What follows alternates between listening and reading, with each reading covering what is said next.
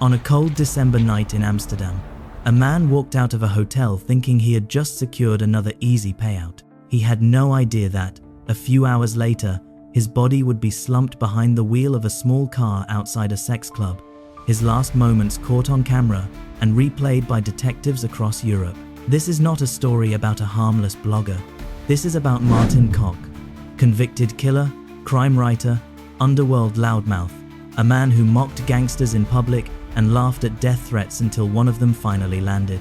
If loud, fearless people like him can be set up, tracked and executed in a supposedly safe European country, what chance does an ordinary person have when organized crime decides someone needs to disappear? If cases like this ever reached your town, would you want to be the last to know, or the first to understand how they happen? The street is called Prinses Irenestraat, in Amsterdam's business district near the Zuidas, where banks, law firms and finance workers fill the glass towers. It looks like a place where nothing truly dangerous should ever happen. Trams, cyclists, busy offices, quiet canals. But on 8 December 2016, the CitizenM Hotel on that street became the first stage in a plan to remove one of the loudest voices in the Dutch underworld. That evening, Martin Kok arrived there for a meeting he thought was about money and exposure. He was a former gangster turned crime blogger, running a website that named names and mocked people that most reporters only referred to with initials. For Koch, this was business. A deal with an encrypted phone company called MPC, whose devices were used by serious criminals and people who wanted to stay off the radar. On paper, it sounded simple. MPC paid to advertise on his site and on his growing media projects. Koch got cash and access to a product his readers knew all too well. What he did not realize, according to later court cases and insider accounts, was that some of the men behind those phones were moving far more than marketing budgets. They were linked to international drug trafficking and violent crime, and they had a problem with how visible he was becoming. 5, 1, 2, 3, 4. In the hotel lobby, cameras captured Koch with Christopher Hughes, a Scottish gang member tied to the encrypted phone business, and a wider organized crime group that, prosecutors later said, helped move cocaine, guns and dirty money across borders. The footage shows them at the bar and in the seating area, talking like business partners, not like a future victim and the man who would later be convicted of his murder. Outside, another camera caught something else. A man dressed in dark clothing paced up and down near the entrance, waiting, watching, timing his move. When Koch and Hughes eventually left the hotel and turned right, this figure rushed towards Koch from behind and pointed a gun at his head, holding it there for a moment before running away. Investigators later believed the weapon had jammed, sparing Koch for a few more hours without him even knowing that someone had already tried to execute him that day. If you are watching this and you are not subscribed, understand this.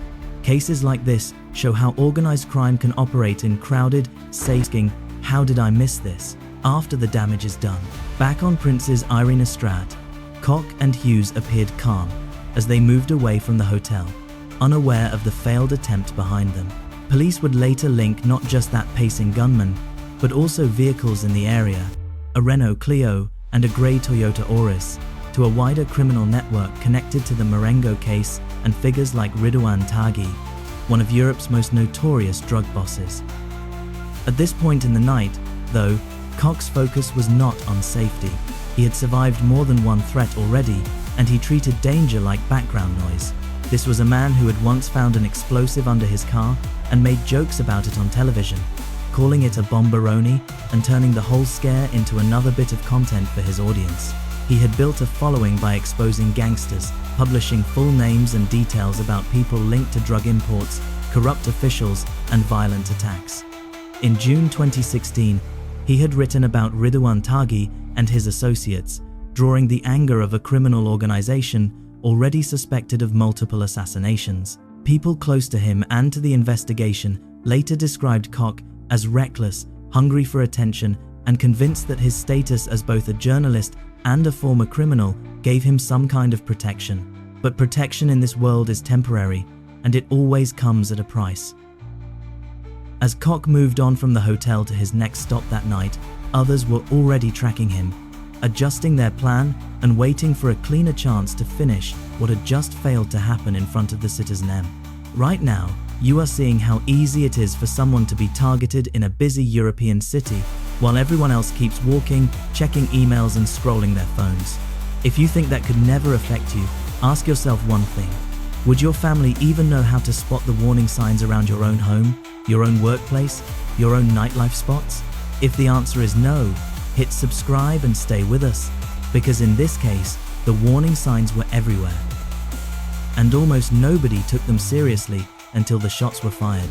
The camera leaves the glass towers and bright hotel lights behind and rewinds decades. Before encrypted phones, viral posts and gangland meetings, there was a boy from a small Dutch town who sold fish to tourists and felt humiliated almost every day. His name was Martin Kok, born 25 June 1967 inches, Volendam, a place known for wooden windmills, cheese markets, and traditional dress. As a teenager, he worked with his father and brother, selling eel, shrimp and salmon to cafes and pubs in Amsterdam, walking deliveries through streets where he could see money all around him but never in his own pocket. He wore the classic Volendam clothes, red shirt, loose black trousers, clogs, and many customers treated him like part of the background, talking down to him while flashing cash, jewelry, and city confidence. Koch hated it. He saw wealth everywhere, but felt stuck carrying trays of fish and listening to people laugh at his accent and his outfit. Those long days planted a simple idea in his head. Other people were getting rich fast, and he was wasting his life making honest money that barely covered the basics. For hundreds of years, Dutch ports and canals have been powerful trade routes. They move legal goods, but they also make it easy to move drugs and cash if you know who to talk to. Amsterdam became a key point in Europe's criminal economy, and by the time Koch reached his late teens, he had already noticed the expensive cars, the nightlife, and the quiet deals done in private rooms. He realized that the men with the loudest laughs and the biggest notes were not all bankers or shop owners. Some of them were running illegal businesses on a scale he could barely imagine. Koch left Volendam for Amsterdam and started working in club cloakrooms, taking coats from partygoers and watching how the night really worked. It did not take long for him to start selling drugs to customers he met there, turning the cloakroom into a front for small-time dealing. Staff saw him as cheeky and bold. Customers saw a man who could get what they wanted without asking too many questions. He was big, loud, and funny, with a rough charm that made some people drop their guard. At the same time, he had a temper and a ruthless streak. He liked people to know that, behind the jokes, he was dangerous if pushed. Friends and later reporters would describe him as a cuddly bear with a handgun, someone who could make you laugh at the bar and frighten you in an argument. By 21, the mix of ego, drugs, and competition had pushed him into serious violence. In the summer of 1988, he fired shots at an old schoolmate who, he believed, was cutting into his business. The following year, after a row in a bar with another young dealer named Peter Giesbergen, Koch repeatedly hit him with a bar stool. Giesbergen later died. It became less of a full stop and more of a gateway to a higher level of crime. In that jail, he met people whose reputations stretched far beyond Amsterdam's club doors, including Willem Holleder and Cor van Hout, men who had been central to the 1983 kidnapping of beer tycoon Freddie Heineken. The Heineken case had been called the trial of the century in the Netherlands. Holleder and his group had abducted one of the most powerful businessmen in the country, demanded millions, and briefly escaped with the ransom before being caught. Holleder later faced accusations of ordering and arranging a string of murders, becoming a symbol of how far Dutch organized crime could reach. Inside prison, Koch, Holleder, and Van Hout ate together and spent time talking. Koch absorbed their stories, their self-confidence, and their views on money and loyalty in the underworld. He got a taste of what life could look like if he fully committed to that world, rather than just selling drugs to clubbers and fighting in bars. That taste would help shape his choices for the rest of his life. If you are watching this and wondering why any of this matters to you, think about this. A boy who felt belittled selling fish in a tourist town became a man whose decisions would help trigger international investigations, encrypted phone scandals, and a high-profile murder case. If someone with that background can move into circles that affect entire cities, Are you really sure that nothing similar could grow from the kinds of grudges and frustrations you see around you every day? Stay with this story and subscribe now, because the jump from petty anger to organized crime is shorter than most people want to admit.